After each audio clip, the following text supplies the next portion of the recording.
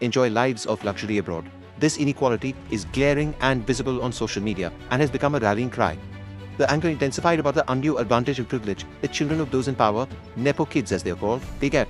For several days before Monday's protest, hashtags like politicians, Nepo babies, Nepo kids, hashtag Nepo baby trended on TikTok, Reddit and some other social media platforms.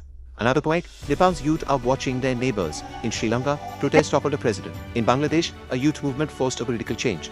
Nepal's Gen Z believes they too can force accountability. But this unrest is not happening in isolation.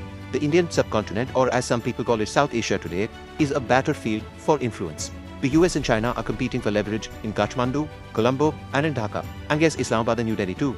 Nepal's protests are not just about corruption, they're about who gets to shape the country's future. Does the Nepalese royalty have any role to play?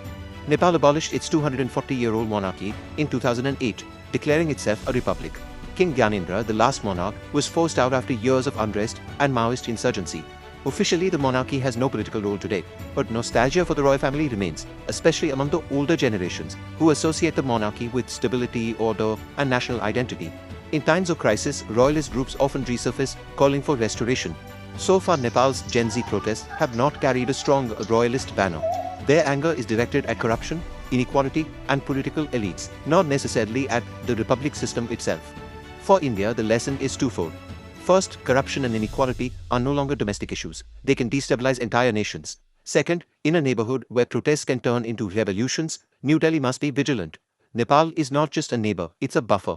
And instability there has always had consequences for India. Back in Kathmandu tonight, the curfew remains.